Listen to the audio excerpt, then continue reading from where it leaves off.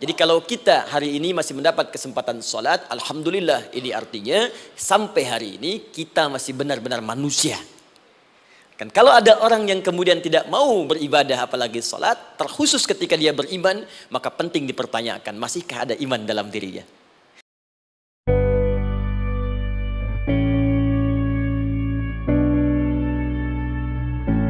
Bismillahirrahmanirrahim. Assalamualaikum warahmatullahi wabarakatuh. Alhamdulillah. Wassalatu wassalamu ala rasulillah wa ala alihi wa sahbihi wa man wala wa ba'du. Faya ibadallah, usi nafsi wa iyyakum bitaqwallahi faqad fazal muttaqun. Fala tamutunna illa wa antum muslimun.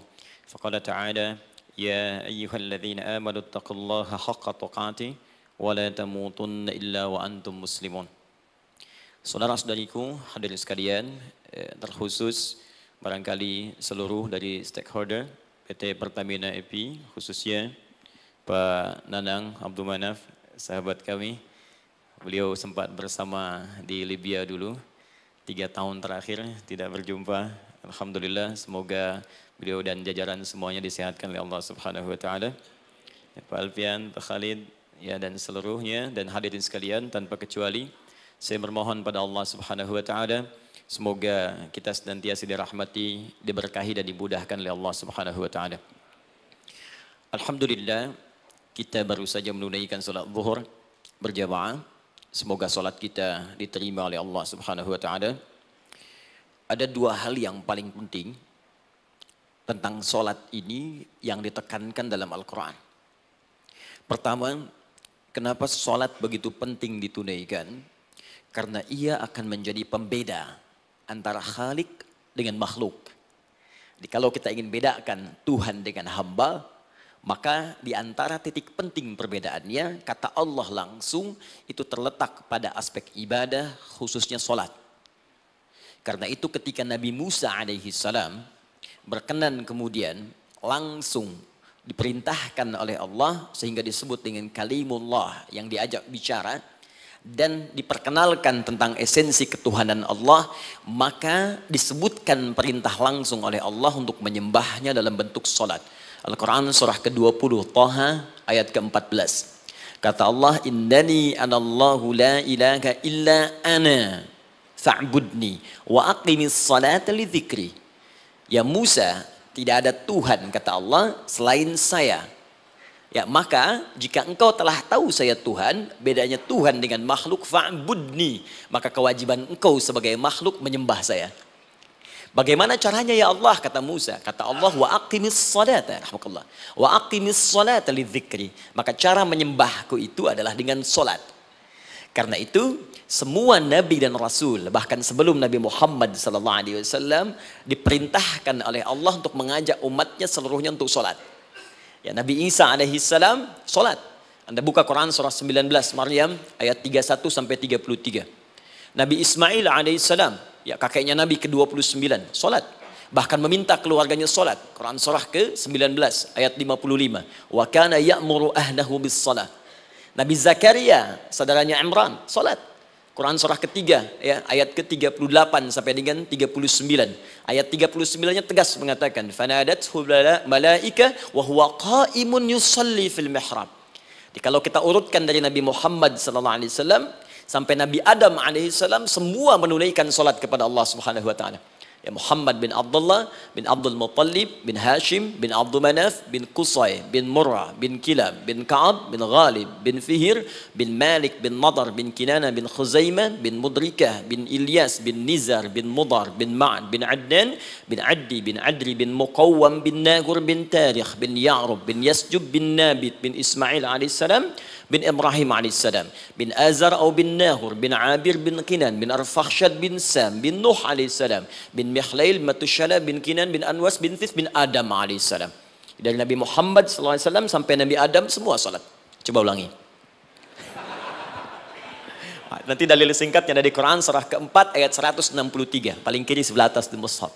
Inna auhayna ilaika kama auhayna ila Nuhin wan nabiyyin min ba'di Muhammad, apa yang kami telah wahyukan kepadamu sudah pernah pula kami sampaikan kepada Nuh alaihissalam dan nabi-nabi setelahnya. Kenapa tidak disebutkan Adam sebelumnya? Karena Adam itu nabi, bukan rasul. Nabi diberikan risalah untuk pribadi dan kalangan dekatnya. Rasul diberikan risalah, tugas untuk mengajak umat. Kenapa Nabi Adam bukan rasul? Karena zaman Nabi Adam belum ada umat. Siapa yang mau diajak? Ya? Ini bagian pertama. Jadi kalau kita hari ini masih mendapat kesempatan sholat, alhamdulillah, ini artinya sampai hari ini kita masih benar-benar manusia. Kan kalau ada orang yang kemudian tidak mau beribadah apalagi sholat, terkhusus ketika dia beriman, maka penting dipertanyakan, masihkah ada iman dalam dirinya? Karena itu kata Allah dalam Al-Quran, surah ke-8 ayat yang kedua, aku akan perdengarkan namaku, sehingga ketika disebutkan itu, kita bisa menguji adakah getaran iman dalam jiwa kita. Quran surah 8 Al-Anfal ayat kedua. Innamal mu'minuna alladzina idza dzukirallahu wajilat qulubuhum. Sungguh orang yang masih punya iman itu, kalau diperdengarkan nama Allah kepadanya, akan ada getaran dalam jiwanya. Karena itu setiap hari 5 kali diperdengarkan nama Allah. Untuk menguji di jiwa kita masih ada iman tidak? Bahkan dari bangun tidur, bayangkan waktunya dibagi sempurna persis. Dari mulai subuh baru bangun, menjelang ke siang, mau berakhir siang ke sore, sore pindah ke maghrib, hilang kemudian muncul gelap malam. 5 kali persis dibagi waktu. Diperdengarkan untuk menguji. Kira-kira setelah subuh siang masih ada nggak iman? Sore masih ada nggak? Ya Allahu Akbar, Allahu Akbar. Karena itu kalau iman masih ada melekat di jiwa kita, demi Allah saya katakan, begitu kita mendengar suara azan, pasti hati kita akan mengatakan, Allahu Akbar, Allahu Akbar. Wih, sudah azannya. Pernah begitu? Ya, walaupun mungkin setelah selesai, La ilaha illallah, baru azan, belum qomat. Ya, itu normal, gak apa-apa. Yang penting iman masih ada. Nah, ini menunjukkan ada getaran dalam jiwa. Satu itu. Yang kedua, ini yang jarang dimanfaatkan teman-teman. Jadi seringkali sholat dimaknai pada ibadah formal bagian pertama saja. Adapun yang keduanya, ini yang jarang digali. Padahal sekali saja dalam sehari, itu 5 kali Allah menunggu kita. Ternyata sholat itu satu-satunya wasilah ibadah yang disebutkan dalam Al-Quran untuk langsung memohonkan semua kebutuhan yang kita rasakan. Bahkan sebelum kita diminta sholat, itu kalimat pertamanya bukan ibadahnya. Kata Allah, kau punya masalah apa? Sedang butuh apa? Sedang punya problem apa? Buka Quran surah kedua Al-Baqarah ayat ke-45 sampai 46. Paling kanan pertengahan di usad. Wasta'inu bis-sabri was-salah. Perhatikan kalimatnya, indah sekali. Ya Allah menempatkan sholatnya bagian kedua. Kata Allah, wasta'inu, hei hambaku, jika kalian punya persoalan dalam kehidupan, maka perhatikan kalimatnya baik-baik, wasta'inu, mintakan solusinya kepadaku. Jadi kalau sedang punya masalah, bukan bikin status, gak akan selesai. Sedang eksplorasi minyak, gak keluar-keluar, bikin status. Duh, susah sekali yang ngebornya, gak akan selesai. Jalan macet, bikin status. Jakarta macet, ya gak akan selesai. Ya. Apa yang harus dilakukan kata Allah? Jika Anda beriman kepadaku, yakin denganku, maka wasta'inu, punya persoalan minta kepada Allah. Caranya bagaimana? Satu, bis-sabri, terima dulu masalah itu, jangan dikeluhkan. Kaidah lain muncul, karena mustahil saya akan titipkan persoalan kalau tidak Anda mampu mengatasinya. Kaidah Quran surah kedua ayat 286, kita hafal ayatnya. La yukallifullahu nafsan illa usaha. Perhatikan kaidahnya. Allah tidak mungkin menguji seorang hamba di luar batas kemampuannya. Jadi kalau kita sedang punya ujian di rumah kah, pekerjaan kah, kehidupan sosial kah, sebesar apapun ujian itu kata Allah, memang karena Anda yang sanggup. Kalau nggak sanggup nggak akan diuji. Di ujian itu berbanding lurus dengan kemampuan. Mustahil seorang hamba diuji di luar batas kemampuannya. Jadi kalau Anda sekarang pun sedang punya masalah sebesar apapun, kata Allah, memang cuma kamu yang sanggup, yang lain tidak. Maka jangan mengeluh. Jangan Anda katakan, ya Allah, why me? Kenapa saya? Kata Allah, why not? Memang kamu yang mampu. Yang lain tidak. Nah ketika Anda bisa menerima itu dengan sabar, baru datang kalimat kedua. Wassalah.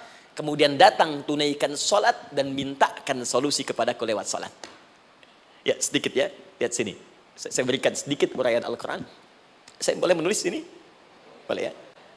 Ibu, maaf agak jauh. Ibu kelihatan ini? Oh, belum saya tulis, bagaimana bisa kelihatan? Luar biasa. Cuma di Pertamina belum ditulis udah kelihatan. Maaf, padahal. Lihat sini. Wasta'inu. Baik, ya. Saya ingin sedikit sekali. Ini redaksi Quran itu indah sekali diksinya. Wasta'inu. Lihat sini. Kata Allah, jika Anda punya persoalan dalam hidup, maka mintakan solusi. Terima dulu masalahnya dengan sabar, karena kita dipercaya oleh Allah. Gini cara memahaminya. Allah aja percaya dengan kita. Masa kita nggak percaya diri? Allah yakin dengan kita mampu. Masa kita nggak yakin? Terima dengan sabar. Kemudian wassalah, mintakan solusinya lewat salat. Kata perintahnya dibuka dengan kalimat wasta'inu.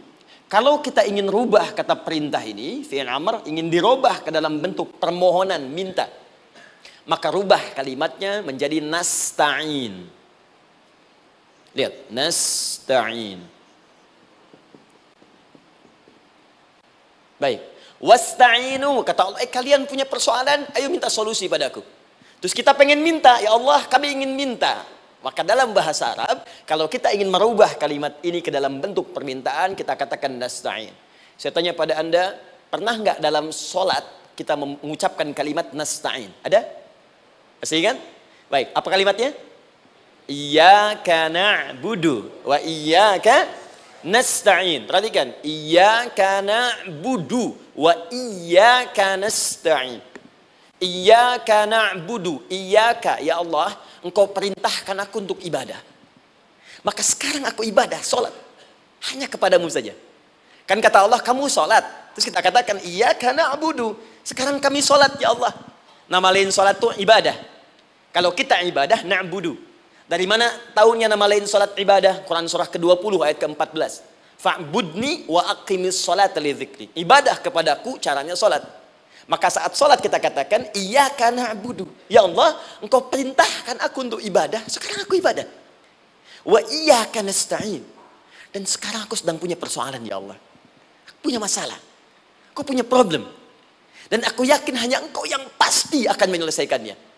Ketika Anda mengatakan iyyaka nasta'in, perhatikan hadis qudsinya. Hadisnya qudsi. Ya. Al-Imam Al-Bukhari meriwayatkan, Imam Muslim meriwayatkan, An-Nasa'i meriwayatkan dari sahabat Abu Hurairah radhiyallahu taala anhu. Ada lagi yang dari sahabatnya Anas bin Malik. Perhatikan kalimatnya. Idza qala al-'abdu iyyaka na'budu wa iyyaka nasta'in, jika hambaku dalam salatnya benar membacanya, benar dari awal salatnya sampai dengan kalimat iyyaka na'budu wa iyyaka nasta'in, ya Allah, sekarang aku ibadah kepadamu dan sekarang aku punya persoalan. Aku mohonkan solusinya darimu. Kata Allah, hadza baini wa baina 'abdi. Ini perjanjian antara aku dengan hambaku. Wali 'abdi. Hadisnya qudsi. Wali 'abdi, kalau hambaku benar salatnya sampai kalimat ini, masa'alah, apapun yang dia minta sekarang aku akan kabulkan. Aku akan kabulkan. Pertanyaan saya, berapa di antara kita yang sholat sampai detik ini ribuan kali ruku dan sujud yang memanfaatkan momentum ini untuk memohon? Siapa di antara kita yang ketika sholat memohon kepada Allah solusi? Jangan-jangan selama ini sholat itu hanya menjadi formalitas saja. Takbir, ruku, sujud, salam, selesai. Takbir, ruku, sujud, salam, selesai. Padahal Allah sudah menunggu hambaku, kamu itu punya masalah apa? Makanya setiap waktu dibagi 5 supaya hidup kita ringan. Subuh ke zuhur punya masalah, zuhur salat. Begitu kita mohon, tuntas masalah itu. Zuhur ke asar punya persoalan, asar salat. Dijawab oleh Allah, tuntas persoalan itu. Karena itu semua nabi dan rasul, bahkan orang soleh, ketika punya persoalan dalam hidupnya, even itu hanya menulis karya ilmiah, maka mereka akan memulai dengan sholat dan minta kepada Allah Subhanahu wa taala. Teman-teman kenal Nabi Zakaria? Bagus. Baik, di sana belum tulis sudah kelihatan, sini kenal Nabi Zakaria, alhamdulillah. Tapi nggak apa-apa, saya ke Sukabumi Pak, ada yang kenal Fir'aun. Kenal Fir'aun, kenal, bagus. Sukabumi hubun dunia, suka itu hubun, bumi itu dunia. Baik. Teman-teman, Nabi Zakaria itu diuji oleh Allah. Maaf, belum punya keturunan. Dan semua nabi punya ujian. Jadi jangankan kita, nabi aja yang jelas surganya punya ujian. Ya, Anda pernah sakit, Nabi Ayub sakitnya lebih parah dari kita. Ya, Anda di keluarga belum ada keturunan, Nabi Zakaria pernah lebih daripada kita. Sampai rambutnya memutih, fisiknya sudah letih, dan menurut medis, maaf sekali, istrinya divonis tidak mungkin punya keturunan, monofus dan mandul, mustahil. Secara klinis, gak mungkin. Secara medis, tidak mungkin. Maka Allah tunjukkan satu isyarat yang sangat luar biasa. Jika Anda mendapati situasi makhluk mengatakan ini mustahil dan sudah angkat tangan, ini tanda pertama dari Allah, langsung tinggalkan pendapat manusia, langsung memohon kepada Allah. Maka turunlah beritanya di Quran surah ketiga Ali Imran ayat 38 sampai 39. Paling kanan sebelah atas di mushaf. Sekarang perhatikan kalimatnya, saya mau sambungkan dengan Al-Fatihah tadi. Hunalika da'a Zakaria rabbah. Di mihrabnya Nabi Zakaria salat bermohon kepada Allah. Qala rabbi habli min ladunka dzurriyyatan thayyibah. Kemudian ia berdoa, Rabbi habli, ya Allah yang maha memberi tanpa batas. Ini adab pertama, kalau teman-teman mau berdoa, sebut nama Allah sesuai dengan hajat kebutuhan kita. Itu yang disebut dengan al-asma'ul husna. Di asma'ul husna itu bukan nama-nama indah yang sekedar dihafal, bukan. Tapi nama yang diberikan oleh Allah sesuai dengan kebutuhan hidup kita. Dalilnya Quran surah ke-17 ayat 110. Ya, paling kanan sebelah atas di mushaf, ke pertengahan. Ya, kata Allah, "Qulid Allah." Jika Anda punya persoalan, sebut nama Allah. Allah Awir Rahman atau Ar-Rahman. Ayyamma tad'u, tapi kalau Anda ingin spesifik meminta, falahul asmaul husna. Pilih nama Allah, ia punya nama-nama yang indah sesuai kebutuhan kita. Jadi kalau teman-teman misalnya minta kelancaran rezeki, sebut ya Allah ya Razzaq. Anak mau ujian, ya Allah ya Al-Alim. Di proyek misalnya ada hambatan, ada gangguan, ya Allah ya Al-Jabbar, ya Al-Malik. Ingin mudah mengatasi ujian, ya Allah ya Sabar. Minta. Ya, jangan semuanya disebutkan, nanti jadi beban. Ya, Allahumma ya Rahman, ya Al-Malik, ya Al-Quddus, ya Sabar, gitu kan? Yang tadinya nggak punya masalah, jadi punya masalah, gitu kan? Pilih salah satu. Nah, jika Anda ingin memohon pada satu hal yang mustahil menurut manusia, maka minta dengan menyebut nama Allah yang memberi tanpa batas, mustahil di dalamnya. Nama Allah tersebut namanya Wahhab. Wahhab. Ya Allah, ya Wahhab. Al-Wahhab. Kalau kita rubah dalam bentuk permintaan, maka singkat kalimatnya dengan hab. Hab. Untuk sendiri habli, untuk banyakkan hablana. Rabbana hablana min azwajina wa dzurriyyatina qurrata a'yun. Nabi Zakaria minta karena sendiri yang mengalami situasi itu, maka beliau katakan, Rabbi habli, ya Allah habli min ladunka, ya Allah yang tak punya batas dalam pemberian. Mereka mengatakan aku tak akan punya keturunan. Mereka mengatakan mustahil aku punya anak. Dan aku yakin kau memberi batas tanpa memberikan pemberian tanpa batas. Aku mohon darimu saja. Darimu saja, dzurriyyatan thayyibah, keturunan-keturunan terbaik. Innaka sami'ud du'a. Engkau pasti mendengar doa saya. Kalau pada yang maha memohon saja, maha mendengar saja tidak mengabulkan, lantas kepada siapa lagi aku mesti minta? Tapi poinnya bukan itu.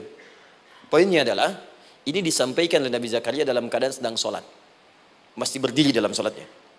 Dalam bahasa Arab, berdiri disebut dengan qaimun. Qaim. Berdiri. Sedang sholat disebut dengan yusolli. Perhatikan ayat 39-nya. Fanadathul malaikatu wa huwa qaimun yusalli fil mihrab. Maka seketika ketika doanya selesai dipanjatkan, sholatnya belum selesai. Doanya selesai dipanjatkan, seketika datang malaikat menyampaikan, kamu dapat kabar gembira, Anda akan punya anak, bahkan namanya langsung diberikan oleh Allah, Yahya. Artinya hidup. Yang mustahil menurut manusia, lahir dari rahim seorang perempuan yang divonis monofus dan mandul, kata Allah, bagiku yang gak ada yang mustahil. Jadi dan hidup dia. Kapan itu terjadi? Masih sholat dan belum selesai dalam sholatnya, dalam keadaan berdiri. Sekarang saya tanya Anda, kita membaca iyyaka na'budu wa iyyaka nasta'in dalam keadaan ruku atau sujud? Sujud. Berdiri. Berdiri teman-teman. Betul kan? Dalam keadaan berdiri saat baca Al-Fatihah. Iyyaka na'budu wa saat kita mengatakan wa iyyaka nasta'in, Allah balik bertanya, apa yang kamu butuhkan? Nabi Zakaria itu sholat dulu baru minta. Kita umat Nabi Muhammad karena keutamaan nabinya, sebelum sholat udah ditunggu. Butuh apa? Mau minta apa? Karena itu Saya ingin katakan, ayo manfaatkan momentum sholat ini. Jangan sekedar kita kemudian tunaikan formalitas, tapi kita tidak mendapatkan keuntungannya. Ayo, semuanya. Dari mulai takbir sudah ada doa. Ruku ada doa. Bahkan sujud kita bisa perbanyak dalam bahasa hati kita untuk memohon kepada Allah Subhanahu Wa Taala. Jelas sampai di sini? Baik. Mudah-mudahan insya Allah doa kita dikabulkan oleh Allah Subhanahu Wa Taala. Ini baru mukaddimah, kita belum mulai. Ini pengantar. Tema kita hari ini tentang Al-Quran. Dan mudah-mudahan kita diberikan insya Allah kelancaran untuk bahasan kita. Dan topik ini insya Allah akan memberikan banyak manfaat dari apa yang kita kerjakan dalam keseharian kita. Saya mohon izin untuk melambatkan bacaan karena tadi hanya mengantarkan saja. Teman-teman, kenapa mesti Al-Quran? Apa esensi Al-Quran? Dan kenapa Al-Quran diwahyukan pada Nabi Muhammad SAW? Apakah khusus untuk sekedar dibaca? Atau ada satu nilai yang sangat penting yang justru itu mengandung nilai mukjizat yang paling dalam dari Al-Quran? Yuk kita mulai dengan Al-Quran surah kedua Al-Baqarah ayat ke-38, paling kanan sebelah atas. Disambungkan dengan Quran surah kedua ayat 185, paling kiri pertengahan di mushaf. Quran surah kedua ayat 38 dengan Quran surah kedua ayat 185. Saya mulai dari kisah Nabi Adam, saya pelan-pelan. Nabi Adam saat diciptakan oleh Allah, kemudian diberikan informasi bahwa beliau akan bertugas di bumi, beraktivitas di bumi. Disampaikan di Quran surah kedua ayat 30, paling kiri sebelah atas. Wa idh qala rabbuka lil malaikati inni ja'ilun fil ardi khalifah. Kata Allah, dan pelajari, ingat ketika kami menyampaikan pada para malaikat, kami akan menugaskan satu makhluk, manusia namanya Adam, di bumi tugasnya. Untuk menjalani hidup di bumi. Nah, secara singkat, setelah Nabi Adam turun ke bumi, di awal masa bersama Sayyidah Hawa, ya alaihi wassalam, maka ternyata bersamaan dengan turunnya Adam dan Hawa ke bumi itu, mereka berdua dibekali petunjuk. Yang dengan petunjuk itu, ini yang dahsyat. Allah jamin semua aktivitas hidupnya, dari mulai yang sederhana sampai yang kompleks, pasti jika diikuti petunjuk ini, dia akan senang menjalaninya dan akan tenang mendapatkan hasilnya. Ya, perhatikan kalimatnya. Quran surah kedua ayat 38. Fokus. Qul nahbitu minha jami'a. Kata Allah, sekarang tiba saatnya. Adam, Hawa, turun kalian ke bumi. Kalau setan kita tinggalkan aja ya. Ini kita bahas Adam dulu. Turun kalian semua ke bumi. Fa imma ya'tiyannakum minni huda. Maka nanti sejak kalian tiba di bumi itu, aku akan turunkan satu petunjuk disebut dengan hudan namanya. Hudan. Fokus. Faman tabi'a hudaya, maka jika Anda dan keturunanmu mengikuti semua detil di petunjuk ini, fala khaufun 'alaihim wala hum yahzanun, maka aku pastikan engkau dan seluruh keturunanmu akan menjalani hidup di muka bumi dengan tenang dan senang. Fala khauf, khauf itu gelisah, takut. Lawan dari takut apa? Tenang. Lawan dari gelisah, tenang. Kata Allah, jika Anda mengikuti tuntunan hidup yang ini, maka saya jamin semua hidupmu tenang. Walahum yahzanun, dan saya pastikan selama hidup di muka bumi itu, kalian tidak akan pernah bersedih. Senang. Lawan sedih, itu senang. Jadi ternyata kita itu diminta tugas di bumi itu, bukan untuk dipersulit. Jadi kalau ada yang hidup sampai saat ini sedih, ya, di rumah tangga sedih, di kantor nggak tenang, pasti di antara poinnya, bukan nggak mampu senang, tapi boleh jadi yang hidup ini tidak membaca petunjuk kehidupannya. Anda kerja di perusahaan, teman-teman ada yang di Pertamina, ada yang di yang lain. Kalau Anda nggak ikuti petunjuk, kan pekerjaan tidak akan berlangsung dengan nyaman, kan? Kalau Anda nggak ikuti aturannya, bagaimana bisa mengerjakan petunjuk itu dengan nyaman? Maka apalagi hidup yang kompleks, kata Allah, sejak Adam saya turunkan, sudah ada petunjuk kehidupan, saya namakan dengan hudan. Anda ikuti petunjuk ini, maka langsung jaminan dari Allah, semua yang Anda jalani dalam hidup, pasti saya jamin senang dan tenang. Petunjuk ini disebut apa? Hudan. Nah, agak cepat. Di setiap masa, Nabi Adam selesai hidupnya, Generasi kemudian berkembang, datang lagi Nabi Nuh sampai ke Nabi Muhammad SAW. Perhatikan baik-baik. Setiap berganti generasi akan turun hudan sesuai dengan kebutuhan masyarakatnya pada saat itu. Baik, Nabi Musa menerima kitab apa namanya? Nabi Musa Taurat. Taurat disebut hudan dalam Al-Quran. Muncul Nabi Musa, kitabnya disebut Taurat. Perhatikan baik-baik. Tahukah teman-teman ketika Taurat disebutkan dalam Al-Quran? Buka Quran surah ke-17. Ya, ayat yang kedua. Wa ataina Musal kitaba. Kami berikan kepada Musa kitab. Lihat. Wa ja'alnahu hudan li bani Israel. Dan kitab yang kami berikan itu, yang disebut Taurat, Ali Imran ayat yang ketiga. Wa anzalat Taurata wal Injil. Kami berikan Taurat kepada Musa. Nah, saat Allah turunkan Taurat itu, hudan li bani Israel. Isi Taurat ini adalah petunjuk kehidupan khusus untuk Bani Israel saja. Umatnya Musa.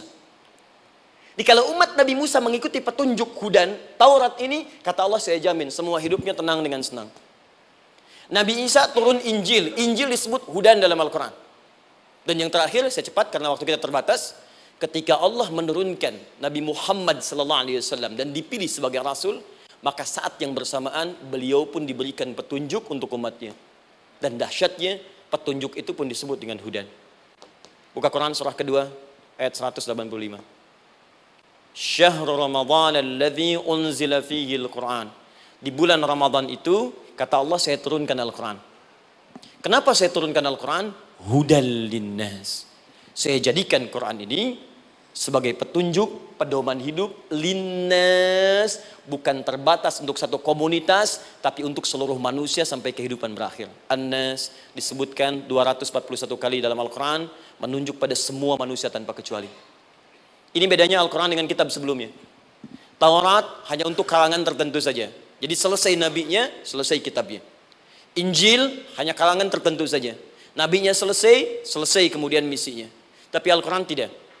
Ini kalimat pertama langsung dari Allah. Walaupun nabinya wafat, tapi karena Al-Qurannya didesain oleh Allah untuk seluruh manusia sampai kehidupan berakhir, maka pasti Al-Quran itu di setiap masa akan mampu dijadikan pedoman dalam kehidupan. Jadi prinsip pertama, ketika Allah menurunkan Al-Quran, sebenarnya tujuan utamanya bukan sekedar dibaca. Tapi di dalamnya itu ada petunjuk hidup, Pak, Bu. Dan yang buat, yang menciptakan kita. Bukankah Anda kalau ingin memperbaiki sesuatu akan datang kepada penemunya, penciptanya? Anda punya handphone, ada masalah, kan datangnya ke counter handphone. Anda punya mobil, ada persoalan, bukankah datangnya ke dealer? Sekarang kita ingin tahu persoalan hidup kita. Ingin tahu gambaran hidup kita. Ingin tahu misi dan visi hidup kita. Kemana kita kemudian bertanya? Pada pencipta kita. Nah, kata Allah, ketika saya utus manusia pertama kali ke bumi, saya sudah turunkan bagaimana cara menjalani kehidupannya. Dan ternyata berita baiknya untuk kita diberikan oleh Allah satu petunjuk utuh, langsung disebutkan, isinya disebut dengan Al-Quran. Jadi dari Al-Fatihah sampai dengan An-Nas, dia bukan bacaan biasa. Semua di dalamnya ada petunjuk kehidupan kita dari mulai bahkan dalam kandungan sampai kita wafat kepada Allah Subhanahu wa taala. Kalau diikuti petunjuk ini, langsung turun jaminan dari Allah. Hidup kita pasti akan tenang dan nyaman. Saya bacakan cepat ya. Tapi nggak usah ditulis, nanti kalau teman-teman agak terlambat mengikutinya, Anda buka kembali rekamannya, Anda boleh runtutkan kembali. Saya baca cepat saja, dan ini insya Allah Anda hanya akan temukan dalam Al-Quran. Nanti saya berikan rahasia di akhir sebelum kita akhiri. Yuk, satu, Anda silahkan bandingkan dengan buku manapun, referensi manapun, Anda hanya akan temukan dalam Al-Quran. Dari sejak sebelum lahir, bagi perempuan yang tengah mengandung, langsung Allah berikan tuntunan bagaimana agar kandungan itu berjalan dengan sehat, nyaman, dan mudah ke persalinan. Quran surah ke-7 ayat 189. Perkembangannya bisa diamati dan dicek kemudian, ya, baik ke dokter atau yang lain. Nanti perkembangannya disebutkan di Quran surah ke-22 ayat ke-5. Dirinci lagi di Quran surah ke-23 ayat 11 dari 9 sampai dengan 13. Kemudian mulai terlahir, dari lahiran diberi petunjuk oleh Allah. Nih, berikan ASI maksimal 2 tahun. Kalau ingin berhenti sebelum 2 tahun boleh, begini caranya. Quran surah ke-2 ayat 233. Dari sampai usia 2 tahun menjelang balik, kata Allah berikan 4 pendidikan dini. Ini turunannya disebutkan 1, 2, 3, 4. Jika Anda ajarkan ini, maka anak ini akan tumbuh. Satu, dekat dengan Allah. Dua, dijamin taat pada orang tuanya. Tiga, dia akan baik dengan lingkungannya. Dan keempat, dia akan bertahan dalam kebaikan sampai dia dewasa. Quran surah ke-31 ayat 13 sampai dengan 19. Usia 7 tahun, ya mulai dia balik misalnya, dia akan mulai belajar. Bagaimana cara belajar yang baik supaya cepat paham, gampang mengerti. Turun Quran surah ke-9 ayat 122. Amalannya di Quran surah 96 ayat yang pertama. Kemudian rinciannya diturunkan di Quran surah kedua ayat 282 di ujung ayatnya. Lalu bagaimana mencari sekolah yang bagus, majlis yang baik, guru-guru yang baik, diturunkan Quran surah ke-58 ayat ke-11. Dicontohkan tentang Maryam dan Nabi Isa alaihissalam di Quran surah ketiga ayat 35 sampai dengan 37. Naik lagi, dia mulai dewasa, ya mulai bergaul, bahkan kadang-kadang merantau, punya tempat komunitas berbeda. Bagaimana supaya dia bergaul tidak terpengaruhi lingkungan yang tidak baik. Maaf ya, kadang-kadang ibu yang sudah mengandung, melahirkan, ayah mencari nafkah, tiba-tiba anak pergi bahkan ke kampus, ke sekolah, dapat teman yang gak bagus, pulang-pulang mengecewakan Anda. Bagaimana menemukan tempat-tempat yang baik untuk bisa menjaga perilaku anak ini? Ditemukan nanti di Quran surah ke-49 ayat ke-13-nya. Dirinci perkembangannya di Quran surah ke-12 Yusuf ayat 2 sampai dengan ayat 29-nya. Sampai ketika dia akan mulai kemudian menikah. Kata Allah, pilih pasangan yang baik dengan ta'aruf, berikan mahar yang sempurna. Quran surah ke-4 ayat ke-4. Kemudian dia mulai menikah. Kata Allah, sebelum menikah, pelajari dulu fikih nikah. Banyak orang yang menikah tapi karena tidak belajar tentang persoalan rumah tangga, apa yang akan terjadi di rumah tangganya. Detil Pak, Bu. Kata Allah ini, kalau kamu berbuat begini akan ada miskomunikasi. Kalau ada miskomunikasi persoalannya akan begini, solusinya begini. Maka diturunkan dasarnya di Quran surah ke-30 ayat 21, detilnya di Quran surah ke-4 ayat 34 sampai dengan 35. Paling kiri sebelah atas sampai dengan ke tengahnya. Anda berlanjut, diterangkan oleh Allah, hei, tugas suami saat mulai pertama kali menikah, maka tugas yang pertama siapkan untuk mencari nafkah. Bagaimana caranya ya Allah? Diturunkan oleh Allah. Satu, jangan takut kehilangan rizki. Jangan pernah mencuri. Jangan pernah ngambil punya orang. Karena punya kamu akan saya berikan sempurna. Kamu ngambil punya orang, maka kamu akan menyulitkan diri sendiri. Itu akan dikembalikan pada yang berhak. Ya, turun Quran surah ke-51 ayat 22. Dirinci, begini cara nyarinya. Quran surah kedua ayat 168. Kalau Anda ingin cepat baru bergerak, rizkinya sudah dapat. Quran surah kedua ayat 172. Ada yang dahsyat, dia belum keluar, rizkinya yang mendatangi dia. Jadi nanti di Al-Quran ada 8 jenis rizki. Di antara yang paling hebat, ada yang belum Anda datang, rizkinya sudah menjemput. Ada orang mendatangi rizki, ada rizki mendatangi dia. Contoh, Al-Imam Asy-Syafi'i sedang berdiskusi dengan Imam Malik gurunya. Kata Imam Asy-Syafi'i, Syekh, rizki itu mesti saya cari dulu, baru kita dapat. Kata gurunya, ya Syafi'i, ada rizki yang cukup kita beramal dekat kepada Allah, dia akan datang tanpa kita cari dengan ikhtiar manusia. Kata Syafi'i, mustahil. Kata Quran kan kita kerja dulu, baru datang. Kata Imam Malik gurunya, kamu yang belum sampai. Kita amalkan ini, rizki datang. Maka berhenti sampai di situ, Imam Syafi'i pamit. Di jalan tiba-tiba, beliau mendapati ada panen anggur, Pak, Bu. Terus dipanggil sama yang punya kebun. Ya pemuda katanya, sini. Mau bantu nggak? Kalau kamu bantu, kami berikan anggurnya. Maka beliau bantu, panen, petik. Sampai setelah selesai diberikan anggur yang besar-besar, hanum. Senyum, senang beliau. Ternyata senangnya bukan karena dapat anggur. Senangnya karena merasa pendapatnya benar. Kalau saya nggak bantu panen ini, nggak akan dapat saya anggur. Cuma karena saya bantu, saya diberi ini. Maka rasa senangnya inilah dibawa kemudian kepada gurunya, ingin laporan. Tapi perhatikan adabnya. Dia tidak mengatakan, guru, nih saya benar. Kalau saya nggak ikut panen, nggak dapat saya ini. Perhatikan kalimat Asy-Syafi'i. Guru, tadi saya di jalan, dipanggil oleh pemilik kebun, ikut panen anggur. Begitu saya bantu, saya diberikan anggur ini. Beliau tekankan dengan kalimat yang kencang pada kalimat, begitu saya bantu, saya dapat anggur ini. Imam Malik tersenyum mengatakan, Masya Allah Syafi'i luar biasa. Ini siang begitu panasnya. Tadi saya mau keluar ngajar, terfikir di benak saya, Allah kalau ada anggur yang besar-besar, enak rasanya. Tiba-tiba kamu datang bawa anggur. Ini Imam Syafi'i kerja dapat sesuatu, Imam Malik terfikir sesuatu, datang rezeki. Itu ada di Quran surah ke-7, teman-teman, ayat ke-96. Paling kanan sebelah atas di mushafnya. Baik, teruskan dulu. Ya, Anda dalam mencari kerja, ingat, kalau Allah yang sampaikan pasti terjadi. Jangan dikira mudah. Kata Allah akan ada persaingan, akan ada kadang-kadang singgungan, akan ada tantangan, maka mulai petakan tantangan apa yang akan Anda lalui saat Anda mulai mencari nafkah itu. Maka turun Quran surah kedua ayat 214, paling kanan sebelah bawah. Am hasibtum an tadkhulul jannata. Hei, apa kamu mudah begitu saja mengira akan sukses dalam pekerjaanmu? Bahkan bisa diartikan surga, ingin masuk surga. Walamma ya'tikum mathalul ladzina khalau min qablikum. Sebelum engkau diuji seperti orang sukses dulu pernah sukses. Lihat mereka.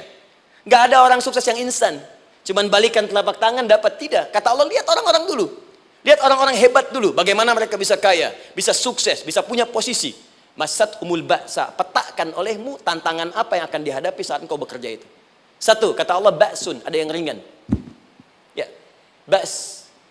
Ba'sa jamak dari kata ba'sun. Dua, dara. Ini sudah menengah, jamak dari kata durun. Tiga, zilzal. Ini yang paling tinggi puncaknya. Jadi kalau Anda sudah mendapatkan ini, yakinlah. Berarti Anda akan mendapatkan posisi yang tinggi. Karena mustahil orang besar diuji dengan ujian yang kecil. Zilzal. Ini bagian ketiga. Ba'sa, ba'sun. Mulai. Kira-kira tantangan-tantangan ringan apa saja yang akan Anda hadapi? Ya, kalau saya contohkan misalnya dengan contoh yang lain singkat. Anda mau ke masjid, ingin konsisten, mulai hijrah, ingin dekat dengan Allah. Tiba-tiba yang tadinya nggak mau ke masjid, mulai ke masjid, diuji dengan hujan. Hujan kecil, rintik-rintik, shower. Begitu hujan, orang Arab mengatakan kalau hujannya bisa lewat tanpa payung pun, orang Arab mengatakan la ba'sa. La ba'sa ini ringan. Orang kita sambungin, labas. Dari bahasa Arab, lewat. Nah, jadi kalau Anda mau berangkat nih, siap bekerja, siap hadapi tantangan. Baru mau lewat hujan kecil, berarti itu tantangan kecil kita lewati. Macet, petakan, cari jalan yang kemudian sempurna, jalan yang kosong, buka Google-nya, buka Waze-nya, buka map-nya, cari. Jadi kalau pada yang kecil aja belum kita lewati, bagaimana mendapatkan yang besar? Anda mau ke masjid, dikasih hujan kecil, mau berangkat gak jadi.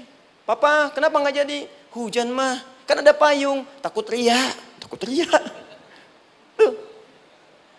Setelah itu darwa, maaf, tantangan fisik. Kadang-kadang mulai ke fisik, mulai mengganggu.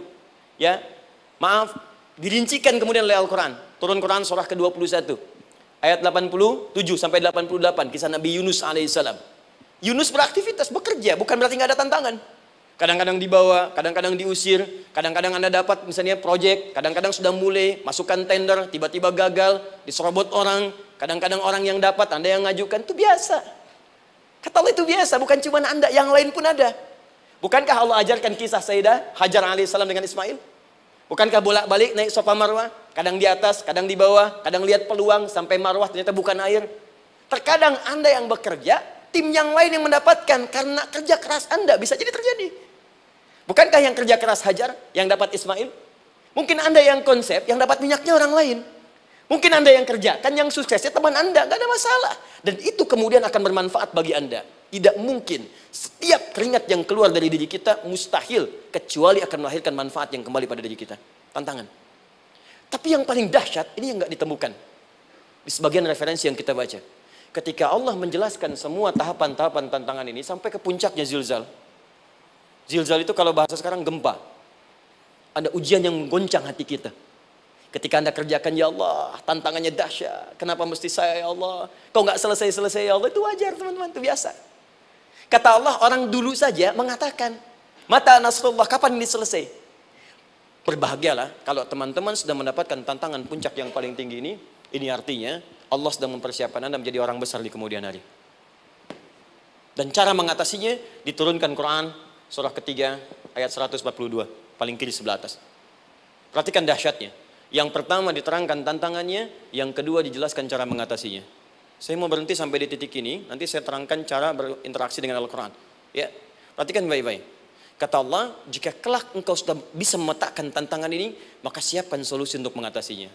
Ayatnya dibuka dengan kalimat yang sama persis. Saya pernah sampaikan teori ini di dua perusahaan besar di Indonesia. Yang pertama, ada salah satu perusahaan, karena ini direkam saya nggak sebutkan perusahaannya, perusahaan otomotif besar, sedang turun gratis, kemudian juga ada inflasi yang tinggi. Terus saya terangkan teori Quran. Dia praktekkan berhasil, Pak. Padahal saat itu saya presentasi di depan non-muslim. Non-muslim. Sales-salesnya se-Indonesia dikumpulkan, saya bedah tentang ini. Dan mereka berhasil. Sampai sekarang naik lagi. Yang kedua sama, ini direkturnya juga non-muslim. Tapi nggak apa-apa kita diskusi. Dan mau mendengar teori ini. Dan praktekkan, naik. Ya, dulu di satu perusahaan minyak juga. Sedang turun, karyawan semua dikumpulkan. Lalu kita bahas tentang ini, kita terangkan. Yang ini yang paling menarik dari Al-Quran. Kalimatnya sama persis. Quran surah ketiga, ayat 142. Am hasibtum an tadkhulul jannata. Apa Anda duga akan begitu mudah mendapatkan kesuksesan dalam hidup? Tolong fokus baik-baik. Jangan selalu mengartikan jannah dengan surga. Karena asal kata jannah itu artinya kesuksesan, kebahagiaan yang belum tampak. Surga, kenapa disebut dengan jannah? Karena itu puncak kebahagiaan kita yang belum nampak sekarang. Saya kasih rahasia ya. Ini antara kita saja nih. Kalau ada kata jim dengan nun di depannya, itu pasti tidak nampak, tersembunyi. Apapun tambahannya.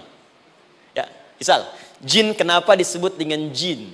Karena memang ketika diciptakan, dia tidak tampak, tersembunyi. Lawannya ins, karena itu kita disebut ins, karena saat lahir kita tampak. 18 kali disebutkan dalam Al-Quran. Ya ma'syaral jinni wal ins. Wa ma khalaqtul jinna wal ins. Jadi jin disebut jin karena memang fitrahnya tersembunyi, gak nampak. Jadi kalau ada jin melakukan penampakan, itu jin sedang kena masalah. Sedang keluar dari fitrah. Sama dengan manusia, harusnya tampak. Jadi kalau ada manusia yang senang sembunyi-sembunyi, dia sama dengan, bukan saya yang bilang, sedang punya masalah. Ke kantor, sembunyi-sembunyi. Hati-hati Pak Alfian tuh. Biasa ada pintu depan, masuk pintu belakang. Suami di rumah, buka WA, sembunyi-sembunyi. Bu, hati-hati itu. Pulang lewat pintu belakang. Berarti sedang punya persoalan dalam hidup. Setiap ada jim dengan nun, pasti tersembunyi. Ibu punya janin. Rahim. Dalam rahim ada janin.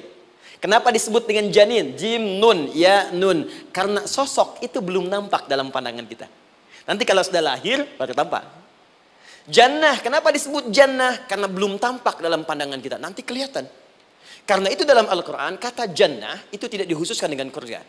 Tidak dikhususkan dengan surga. Kadang-kadang menunjuk aspek kesuksesan yang belum tampak. Anda mau ngebor minyak, minyaknya belum tampak. Belum kelihatan. Anda mau kerja, ya hasilnya kan belum tampak. Baru ikhtiar sekarang. Karena itu orang Arab disebut kaya, kalau mereka mendapatkan kebun yang tak tampak sebelumnya. Kebun anggur, bukan kurma, kalau kurma banyak. Kebun anggur, ada apel, ada jeruk, sampingnya ada sungai-sungai, disebut dengan jannah. Ya, kalau punya unta, nggak kaya di Arab, biasa. Karena yang kelihatan padang pasir, unta, hitam, merah, biasa. Tapi kalau sudah punya kebun anggur, yang sulit di padang pasir ada kebun, itu baru disebut kaya. Karena itu orang Arab kadang mengartikan jannah dengan aspek kesuksesan yang belum tampak. Diartikan dengan kebun anggur, kebun apel, dan macam-macamnya. Perhatikan, am hasibtum an tadkhulul jannah. Apa Anda duga ingin sukses itu begitu mudah? Sukses jadi tidak. Walamma ya'lamillahu alladhina jahadu minkum wa ya'lamas sabirin. Perhatikan baik-baik. Sebelum Allah memastikan pada diri Anda terdapat dua hal yang paling utama untuk mengatasi tantangan tadi. Satu, jahadu. Kesungguhan. Serius. Jadi kalau mau sukses, mesti serius. Kerja serius. Cintai pekerjaan Anda. Ya, belajar anak-anak serius. Pastikan belajar dengan serius. Jangan cuma anak-anak duduk paling belakang, nggak pernah nanya, kadang ngantuk, pulang. Ujian, besoknya mau ujian, baru belajar. Ya, sistem SKS, sistem kebut. Ya, kadang-kadang sejam, Bu, Pak. Saya pernah ada orang di luar ngadu waktu di Libya, Ustadz, gimana ini orang Indonesia? Kenapa? Saya belajar 3 bulan. Besok mau ujian.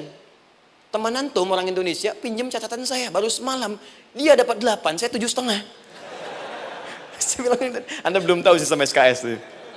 Baik, ya. Tapi itu bukan solusi. Begitu ujian selesai, ilmu lupa. Itu poinnya. Jadi kalau hanya sekedar ilmu dipakai untuk ujian, pada prakteknya nggak akan terpakai. Ini banyak anak sekolah sekarang hanya belajar untuk ujian saja. Padahal kalau dipraktekkan, kadang kaitan dengan agama tinggi, Bu, Pak. Fisika itu dengan agama itu tinggi. Gaya F1 sama dengan F2, gaya gerak sama dengan gaya dorong. Gaya sedikit, maka keluarnya sedikit. Pukul kencang, bunyinya kencang. Imannya kalau kuat, amalan jadi banyak. Iman sedikit, amal pun sedikit. F berbanding lurus dengan P, hukum Pascal. Gaya berbanding lurus dengan tekanan. Masuk bab akhlak. Makin banyak gaya, makin banyak tertekan. Nah itulah. Gaji 5 juta, gaya 10 juta. Kan? Ini serius. Serius. Di divisi apapun Anda, saya 3 sepekan lalu lah takziah ke tempatnya Yang Habibie. Terus diminta tausiah di sana. Dan saya perhatikan beliau termasuk yang paling serius ketika diberikan tugas apapun. Gak pernah diberikan amanah kecuali mencintai pekerjaan itu. Yang Habibie demikian. Ciri orang sukses itu serius. Tapi keseriusan itu, kata Allah petakan jadi 3 bagian lagi. Karena jahadu itu punya 3 turunan kata. 1, keseriusan merencanakan, disebut ijtihad namanya. Punya rencana. Mappingnya apa? Stepnya apa? Oke, Anda ingin kerjakan sebuah proyek, baik, proyeknya berlangsung berapa lama? Target kita apa? Jangka panjangnya, menengahnya, jangka pendeknya. Kemudian apa tantangan yang akan dihadapi di setiap tahapan-tahapannya? Selesaikan. Bahkan saking pentingnya tahap perencanaan ini, ditunjukkan oleh Allah langsung lewat sholat. Teman-teman masih ingat sholat pertama yang kita kerjakan? Setiap hari sholat apa namanya? Subuh. Apa artinya subuh? Tuh, ini masalahnya. Ini kata Al-Quran sendiri ya, kata Al-Quran sendiri. Nanti akan ditemukan orang yang ibadah tidak paham apa yang dikerjakan dan dilakukan dalam ibadahnya. Contoh sholat. Kata Allah akan ada orang sholat yang saat sholat tidak mengerti apa yang ia baca dan dia lakukan dalam sholatnya. Jujur tanyakan pada diri kita. Sampai detik ini, dari sekian ribuan kali ruku dan sujud, berapa persen bacaan sholat yang kita pahami? Jangan-jangan kita ruku tapi gak ngerti yang dibaca. Sujud tak paham yang diungkapkan. Bagaimana bisa khusyuk? Mustahil. Maka kembali ke sini. Kenapa sholat pertama itu disebut dengan subuh? Teman-teman, ternyata semua nama sholat dari subuh sampai isya, plus bacaan dan gerakan dari takbir sampai salam, itu bukan sekedar gerakan semata. Semua ada artinya, ada maknanya. Dan diajarkan oleh Nabi langsung. Subuh disebut dengan subuh. Ada 2 kata. 1, fajar. Quran surah ke-17 ayat 78. Inna Qur'an al-fajri kana mashhuda. Kedua, subuh di surat At-Takwir. Was subhi idza tanaffas. Kenapa disebut fajar? Fajar itu pancaran positif, pancaran kebaikan. Jadi kalau yang baik disebut fajar. Kalau yang jelek disebut fujur. Fujur ada di Quran surah 91 ayat 7 sampai 8. Wa nafsi wa ma sawwaha fa'alhamaha fujuraha wa taqwaha. Fujur itu rambatan gelombang buruk yang muncul dari nafsu. Ya, ditembuskan ke elemen tubuh kita. Misal gini. Tiba-tiba pengen marah. Ya, di tubuh kita mengatakan melotot, maka ini ada pancaran di hati kita nyambung kemudian ke mata. Ini rambatan dari sini ke mata disebut fujur namanya.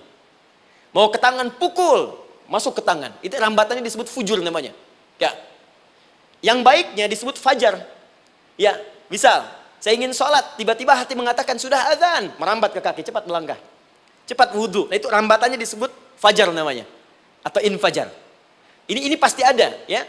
Fujur nama lainnya nafsu. Disebutkan 115 kali dalam Al-Quran. Takwa, rambatan fajar, sumbernya takwa. Disebutkan 115 kali dalam Al-Quran. Di jiwa kita ada takwa, ada nafsu. Takwa yang dorong malaikat, disebutkan 88 kali dalam Al-Quran. Nafsu yang dorong setan, disebutkan sama 88 kali.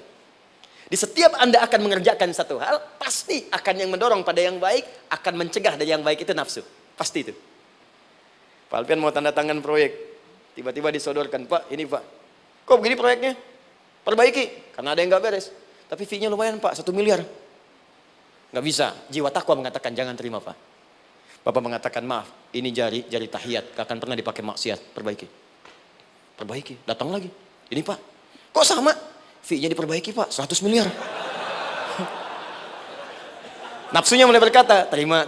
Takwanya bilang, jangan. Akhirnya beliau katakan, tangan tahiyat gak akan pernah dipakai maksiat. Tapi tunggu, saya istighfar dulu.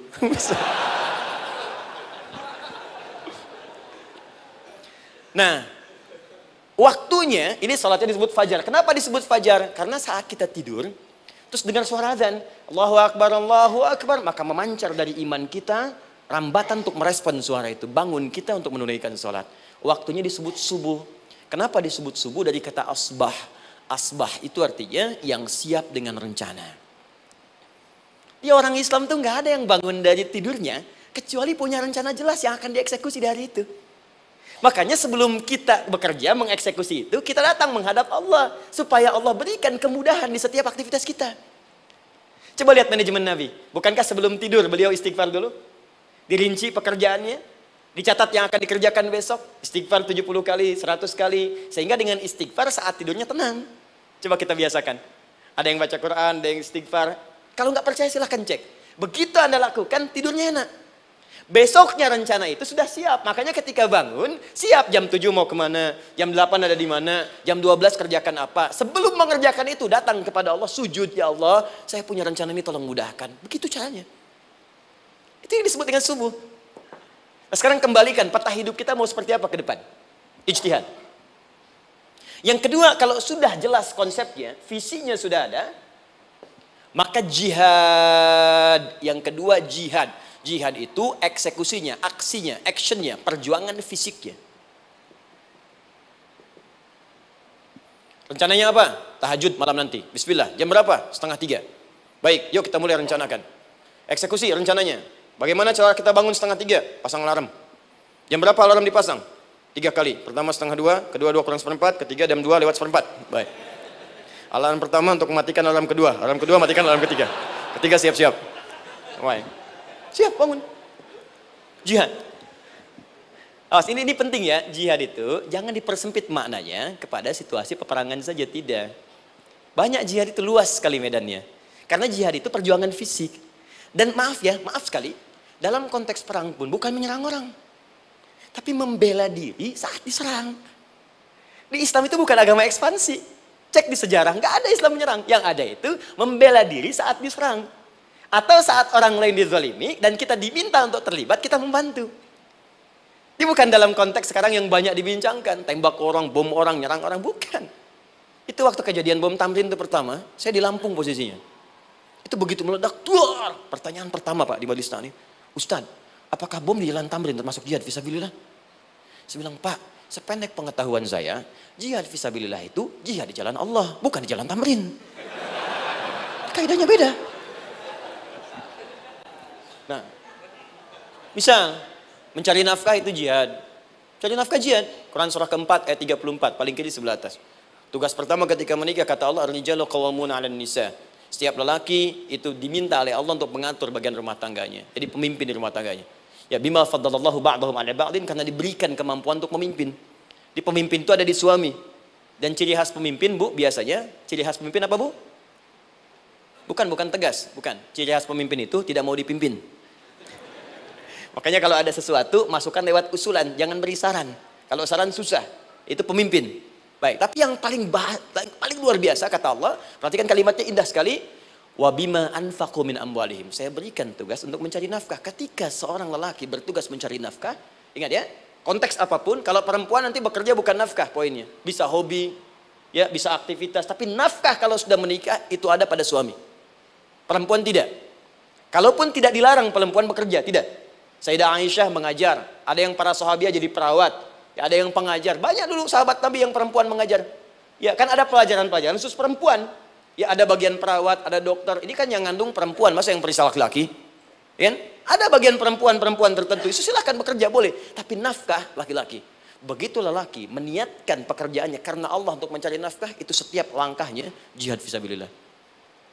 Wafat, syahid. Maaf ya, apakah selama Anda bekerja sudah diniatkan ibadah? Jangan-jangan cuma kerja aja. Kalau cuma kerja, apa bedanya Anda dengan yang belum beriman? Anda wafat juga. Kerja di gedung yang sama, berangkat menemukan kemacetan yang sama. Apa bedanya iman kita dengan yang lain? Satu, kita pasti wafat, pasti pulang. Dan kita nggak bisa pilih, ya nggak bisa pilih. Antum bisa duluan, saya belakangan mungkin. Atau ditukar, saya belakangan, Anda duluan mungkin. Atau memang saya bisa duluan, ya, duluan menyolati Anda. Oke, paham ya? Jadi ibu di rumah jihad, Bu, pada anak, perawat, mengandung itu sudah jihad. Jadi kalau wafat dalam proses saya melahirkan atau sedang mengandung itu syahid. Itu jelas nggak ada perbedaan pendapat. Anak-anak yang sekolah niatkan ibadah, Bu, Pak. Mohon maaf ya, mesti ada bedanya. Iman kita di rumah mesti itu terpancar kepada anak-anak. Ajarkan mereka sekolah yang baik. Pilih sekolah yang mengajarkan sholat, mengajarkan baca Quran. Sekarang banyak kok. Fisikanya bagus, Qurannya bagus. kimianya bagus, sholatnya juga bagus. Cari, kalau bisa dunianya bagus, akhirat bagus, kenapa hanya pilih dunia saja? Siapkan, itu jihad. Terakhir, tidak mudah mengeksekusi ini, pasti ada tantangan yang ketiga, namanya mujahadah. Mujahadah. Tantangan mengatasi gejolak jiwa. Kadang-kadang malas, capek, ya belum eksekusi dilakukan, sudah berdebat pada yang tidak penting, sehingga tidak menghasilkan kesimpulan, ragu-ragu, khawatir, maka atasi semua itu. Turun Quran surah kedua ayat 216. Kutiba alaikumul qitalu wa huwa kurhul lakum. Kalau engkau sedang tidak nyaman, maka perangi ketidaknyamanan itu jika engkau ingin mendapatkan kesuksesan yang telah engkau cita-citakan. Asa an takrahu syai'an fa huwa khairul lakum. Boleh jadi apa yang engkau tidak rasakan sekarang, engkau rasakan gak enak, gak nyaman, di balik itu Allah sedang siapkan sesuatu yang lebih baik untukmu. Wa asa an tuhibbu syai'an fa huwa syarrul lakum. Mungkin yang engkau harap-harap sekarang boleh jadi itu belum baik untukmu sekarang. Allahu ya'lamu wa antum la ta'lamun, karena Allah lebih tahu masa depan, engkau pikiranmu pendek sampai di sini saja. Maka teman-teman sekalian, kembalikan lagi, tidak pernah Anda akan temukan dalam Al-Qur'an kecuali bimbingan hidup yang semuanya nyata. Silahkan cek. Itu baru pekerjaan, belum ibu di rumah, ibu capek merawat anak, kadang mengeluh, kadang nangis. Turun Quran surah ke-17 ayat 23. Kadang-kadang ada beda pendapat dengan suami, Quran surah ke-4 ayat 34 sampai 35. Masalah kondangan saja Pak, bisa beda pendapat. Ya. Ya Pak, kan ada family gathering malam, Mama pakai baju apa ya? Hijau apa yang biru? Masya Allah, kata Anda biru bagus mah. Kata Mama kayaknya hijau deh Pak. Tuh. Nanya tapi udah punya jawaban. Ya, bagus kalau dipakai, begitu keluar kuning. Naik lagi, Anda udah 40 tahun, anak masih ada, turun Quran surah ke-46 ayat 15. Kemudian naik lagi sampai Anda sepuh, sampai kembali ke keadaan tidak normal seperti anak-anak lagi, Quran surah ke-22 ayat ke-5. Sampai ada amalan, kalau Anda jangan kira Anda akan hidup selamanya, Anda pasti wafat. Quran surah ke-3 ayat 185. Bahkan diajarkan kalau wafatnya ingin enak, begini caranya. Pelajari Pak, jangan cuma dunia, kita akan meninggal. Ini ada di Quran, kalau pengen meninggalnya enak, begini caranya. Ya kalau nggak percaya silahkan amalkan, nanti kita akan lihat di akhir. Ya. Betul, akan kelihatan. Quran surah ke-89 ayat 27 sampai 30. Kalau kalian nggak pelajari ini, silahkan kata Allah, saya berikan yang ini yang kedua sambil dipukulin malaikat. Quran surah ke-8 ayat ke-50. Sampai di alam kubur dijelaskan, kalau nanti Anda wafat, Anda pindah ke alam kubur, kalau ingin di kuburnya terang, nyaman, banyak rezekinya, lakukan amalan Quran surah ketiga ayat 169 sampai 172. Tapi kalau Anda abai, Anda akan seperti Firaun dulu. Setiap pagi sampai petang ditampakkan neraka. Quran surah ke-40 teman-teman sekalian disampaikan oleh Allah langsung ya dari ayat 45 sampai 46 ya. Sampai terjadi kiamat disampaikan Quran surah ke-75. Sampai dihisab, ada yang masuk surga tanpa hisab, Quran surah kedua ayat 25. Ada yang masuk neraka tanpa hisab. Ada. Kan yang kita tahu surga aja, masuk neraka tanpa hisab ada. Quran surah 18 ayat 99 sampai dengan 100. Sampai disebutkan surga yang paling indah nomor 1 bersama Nabi dan orang-orang soleh. Jadi kalau Anda masuk sini, tetangga Anda semua Nabi. Ya, depannya Nabi Ibrahim, belakangnya Nabi Musa misalnya, samping kirinya Nabi Yusuf, ya, samping kanan Nabi Muhammad SAW. Itu cuma 3 golongan, orang soleh, para syuhada, orang-orang jujur dalam kehidupan dunianya. Jadi kalau Anda jadi pekerja yang jujur, taat kepada Allah, Anda berpotensi masuk surga bersama semua Nabi dan Rasul yang pernah diutus. Ya. Baik, itu ada di Quran surah ke-4 ayat ke-69. Ada yang kedua di taman surga, Quran surah ke-51 ayat 15 sampai dengan 18. Ada yang surga seluas langit dan bumi, Quran surah ketiga ayat 133 sampai 134. Ada yang neraka yang biasa, ya, sebiasa-biasa nerakanya kebakar juga. Quran surah 4 ayat 56. Tingkat paling tinggi neraka jahanam untuk 2 golongan, munafik, ingat, munafik dan kafir. Jadi kalau Anda pun muslim, jauhi perbuatan munafik. Karena munafik akan mengantarkan langsung ke dalam neraka jahanam. Quran surah keempat ayat 140. Mana yang tidak ada? Mana yang nggak ada di Quran? Semua ada. Bisnis ada, ya birokrasi ada, diplomasi ada, mengajar ada, ilmu ada. Karena itu saya mau tutup, jika kita ingin benar mengeluarkan petunjuk ini, seperti orang dulu pernah melakukannya, maka kata Allah melalui lisan Rasulullah, turun Quran surah ke-29 ayat ke-45. Satu ini aja kita kerjakan, insya Allah ini akan beda kita rasakan. Utslu ma uhya ilaika minal kitab.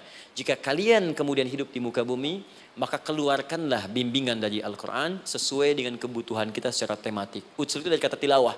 Tilawah itu baca, pahami, amalkan. Karena itu setiap kita baca Al-Quran, di sampingnya pasti ada yang menerjemahkan supaya kita paham. Betul kan? Ketika ada yang baca Al-Quran, di sampingnya ada siapa? Ya, sari tilawah kan? Baik, sari tilawah itu bahasa Indonesia. Ya, sari, sebetulnya tilawah saja. Tapi mungkin saat yang menerjemahkan dulu pertama di Indonesia namanya Busari. Karena itu disebut Sari Tilawah. Ya, kalau Adi mungkin Adi Tilawah gitu kan. Nah, jadi teman-teman caranya begini, Anda keluarkan sesuai kebutuhan. Enggak semua ayat Quran mesti kita kaji. Kalau mau dari awal dari akhir, bagus. Kalau baca silahkan. Hatamkan, Nabi juga hatamkan. Tapi kalau Anda ingin ambil sesuai passion kita. Anda pebisnis, kenapa enggak mengeluarkan ayat bisnis di Quran? Teman-teman yang diperminyakan, keluarkan ayat-ayatnya ada. Quran surah At-Tur, surah 52 itu. Keluarkan. Ya, wal bahrul masjur. Dan jika Anda akan melakukan eksplorasi di laut, carilah laut yang punya nih kualifikasi begini. Yang di bawahnya ada endapan tanah yang melahirkan api, kata Allah tuh. Itu potensial ada minyaknya. Kalau yang kerja di batu bara, turun Quran surah Fatir, surah 35 ayat 27 sampai 29. Ini jenisnya. Ada yang kelihatan dari jauh, ada yang harus digali, ada yang kelihatan dari jauhnya kelihatan hijau, ada kelihatan menghitam. Disebutkan langsung. Ada. Jadi kenapa nggak Anda turunkan dalam bentuk-bentuk tematik yang itu bagian kita? Ada yang pokok, ada yang spesifik. Yang pokok tentang sholat, karena semua orang sholat. Tentang ayah. Anda jadi ayah berapa tahun? Kenapa nggak dikeluarkan di Quran ayat-ayat tentang ayah? Kenapa nggak dikeluarkan di Quran ayat-ayat tentang ibu? Jangan jauh-jauh dulu bicaranya. Tentang belajar. Nah, nanti eksekusinya, kalau mau cepat, buka kitabnya Al-Imam Al-Bukhari. Ada kitab hadis, saya akhiri, yang dikarang oleh Al-Imam Al-Bukhari dan sangat populer. Apa nama kitabnya?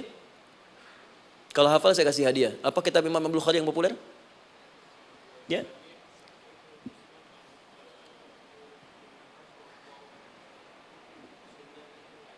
Taib, Anda saya kasih hadiah umrah. Taib. Insyaallah. Januari awal, insyaallah ada yang kami hadiahkan umrah dari atlet peraih Asian Games. Ya, Anda boleh ikut nanti. Ya, ada juga saya senang saya cinta dengan bangsa ini. Jadi ada peraih Asian Games medali emas yang kemarin. Itu akan kita berangkatkan umrah semua peraih medali emasnya. Nanti gelombang pertamanya bulan Januari ya 2020 nanti sekitar 3 bulan lagi. Insyaallah Anda nanti akan mengikuti. Ada juga nanti dari kalangan Polri, ada TNI juga yang akan ikut dan saya sertakan. Baik. Al-Jami As-Sahih Al-Musnad Al-Mukhtasar min umuri Rasulillah sallallahu alaihi wasallam wa sunanihi wa ayyami. Itu namanya. Ayo ulangi. Disingkat Sahih Al-Bukhari. Kenapa saya bacakan lengkap? Bukan karena singkatannya, tapi banyak orang sekarang baca buku, baca kitab, hanya langsung ke isinya. Padahal setiap ulama ketika menuliskan judul kitabnya, itu pasti ada petunjuk di dalamnya. Kata Imam Al-Bukhari, Al-Jami As-Sahih. Kitab ini saya buat sebagai petunjuk umum miniatur kehidupan Nabi yang bisa kita ambil hikmahnya sekarang. Jadi kalau kita pengen tahu bimbingan Nabi di masa lalu, supaya kita terapkan sekarang, buka kitab saya ini. Semuanya mustad bersambung kepada Nabi. Sahih saya pastikan, saya teliti satu-satu. Al-Mukhtasar, saya persingkat, gak bertele-tele. Nah ini poinnya. Min umuri Rasulullah SAW wa sunani wa ayyamihi. Ini semua pekerjaan Nabi selama 24 jam. Secara singkat saya tutup dibagi 97 pembahasan. Setiap 97 pembahasan, satu babnya itu berisi bimbingan hadis-hadis Nabi. Di situ ada bab tentang bisnis, kitabul tijarah. Bab tentang ilmu, kitabul ilmi. Bab bahkan tentang sakit, kalau pengen cepat sembuh apa? Kitabul marid. Bab tentang pemerintahan, kitabul imarah. Bab tentang penguatan iman, supaya naik gak turun-turun, kitabul iman. Anda tinggal pilih profesi apa, cari Sahih Al-Bukhari, harganya murah. Maaf, dibandingkan pulsa Anda pun masih murah kitab Al-Bukhari. Ya, beli 4 jilid cuma 350.000 yang bahasa Arab saja. Ya, kalau mau terjemahan, cari terjemahannya. Ya, dapatkan itu, keluarkan babnya sesuai profesi kita. Itu ketika dibuka kitab ini, yang pertama muncul ayat Quran dulu. Ini ayatnya, ini hadisnya. Ini ayatnya, ini hadisnya. Teman-teman gak usah baca semuanya, keluarkan passion Anda apa, di situ belajar. Sebulan saya belajar ini, besok saya pindah lagi. Sebulan topik ini, besok ke topik yang lain lagi. Saya kira insya Allah kalau itu kita terapkan dengan baik, maka Al-Quran akan hidup dalam seluruh aktivitas kita dan mudah-mudahan keberkahan akan diturunkan oleh Allah Subhanahu Wa Taala. Ya, tidak cukup dengan amin, mulai dulu. Ya, mulai dulu, petakan dulu, eksekusi dulu. Saya kira itu yang saya sampaikan. Anda punya hak dan kewajiban, hak Anda sudah dapatkan dan kewajiban kita semua untuk kembali beraktivitas. Saya mengucapkan terima kasih atas undangan dari pihak Pertamina untuk Anda seluruhnya. Saya ingin tanya, kalau jamaah di sini ada berapa kurang lebih? Kurang lebih yang rutin 500 ada 550. Baik, nanti saya hadiahkan mushaf sebanyak 550. Ya, dan itu nanti setiap ada kajian atau zuhur salat Anda bisa baca di sini, baca mushafnya. Kemudian yang kedua, saya nanti berikan buku untuk bacaan, ya, itu buku yang saya berikan insyaallah tentang manusia. Jangan-jangan selama ini kita jadi manusia, kita tidak tahu mau kemana kita. Ya. Itu saya keluarkan dari Al-Quran langsung, seperti apa Allah menerangkan tentang kemanusiaan kita. Saya juga hadiahkan sejumlah yang sama, 550. Nanti satu orang bisa mendapatkan satu-satu. Dan terakhir barangkali, mau hafal Quran? Oh mau, baik. Alhamdulillah. Alhamdulillah. Saya berikan mushafnya yang spesial. Nanti kita mulai dengan 10 juz dulu ya. Nanti saya berikan At-Taisir yang 10 juz. Itu ada mudah untuk bisa menghafal Quran. Mulai dari 10 juz dulu, nanti bisa disempurnakan. Saya berikan 550 Quran khusus untuk dijadikan sebagai hafalan. Nanti cara menghafalnya bisa dibuka saja di YouTube. Nanti di situ ada cara kami menjelaskan. Dan bulan depan kita ada karantina akbar. Jadi menghafal Quran dalam 30 hari. Alhamdulillah angkatan pertama sudah selesai. Ada yang hafal 24 hari, 23 hari. 30 juz, bukan juz 30 ya. Ada yang 30 hari. Ya, ada juga. Sekarang sedang gelombang kedua. Mudah-mudahan di Pertamina ini juga insya Allah dalam proses bekerja ada juga yang menghafal dan hafal Quran insya Allah ya. Saya kira itu, nanti pulang dari sini dikabari. Kalau ada mobil disiapkan, kalau tidak ada kami juga coba antarkan. Nanti kami siapkan dan mudah-mudahan bisa bermanfaat untuk teman-teman. Kalau ada yang bisa saya lakukan untuk bersinergi di sini, untuk membuat teman-teman lebih dekat dengan Allah, sampaikan. Dan saya dengan senang hati. Ya, saya datang sendiri, tulis sendiri, nerangin sendiri, ngapus sendiri, gitu kan. Terus juga berikan apa yang Anda butuhkan. Kalau dengan semua itu Anda belum juga dekat dengan Allah, ya saya harus bagaimana lagi gitu kan. Baik. Kita berdoa, mudah-mudahan doa kita dikabulkan Allah. Ada 3 cara berdoa. Pertama cukup dengan hamdalah kalau singkat. Kedua kalau ada perselisihan, kifaratul majlis. Dan yang ketiga, kadang Nabi berdoa, sahabat mengikuti dalam momentum yang khusus. Saya ingin menggabungkan ketiganya. Mudah-mudahan dengan itu keberkahan diberikan luas kepada kita semua. Alhamdulillahi Rabbil Alamin. Hamdan syakirin, hamdan na'imin. حمدا يوافي نعمه ويكافئ مزيدا يا ربنا لك الحمد ولك الشكر كما ينبغي لجلال وجهك الكريم ولعظيم سلطانك اللهم صل وسلم وبارك على رسولك الكريم نبيك الامين سيدنا محمد وعلى اله وصحبه اجمعين اللهم ربنا لا تدع لنا في مقامنا هذا وفي كل مقام ذنبا الا غفرته ya Allah kami mohon jika ada satupun di antara kami saat ini yang hadir membawa ya Allah dosa-dosa dalam dirinya, jangan biarkan yang meninggalkan tempat ini kecuali Engkau telah ampuni segala dosa-dosanya. Wala hamman illa farajtah. Ya Allah, jika ada di antara kami yang tengah hadir saat ini ada kegelisahan dalam jiwanya, maka mohon jangan biarkan yang meninggalkan tempat ini kecuali Engkau telah tenangkan keadaan hatinya. Allahumma wala asran illa yassartah. Ya Allah, jika ada di antara kami yang tengah mengalami kesulitan baik di pekerjaannya, kehidupan rumah tangganya, maka dengan keikhlasan amalnya, ya Allah angkat dan ringankan segala kesulitannya. Allahumma wala maridan illa syafaitah. Jika ada di antara kami yang tengah Engkau uji dengan penyakit seberat apapun, maka mohon angkat dan sembuhkan segala penyakitnya.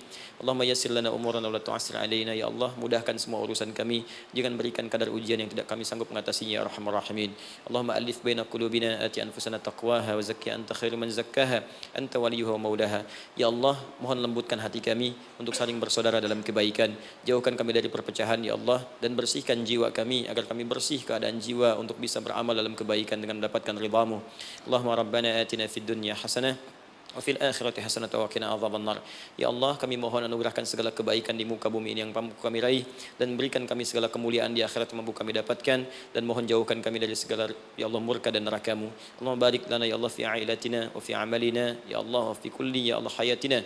Ya Allah, kami mohon anugerahkan keberkahan dalam kehidupan keluarga kami, di kantor, di pekerjaan kami, dan seluruh tahapan kehidupan yang akan kami lalui. Bi fadlika subhana rabbika rabbil izzati amma yasifun wa salamun alal mursalin subhanakallahumma wa bihamdika asyhadu an la ilaha illa anta nastaghfiruka wa natubu ilaik wa akhiru da'wana alhamdulillahi rabbil alamin. Thumma assalamu alaikum warahmatullahi wabarakatuh.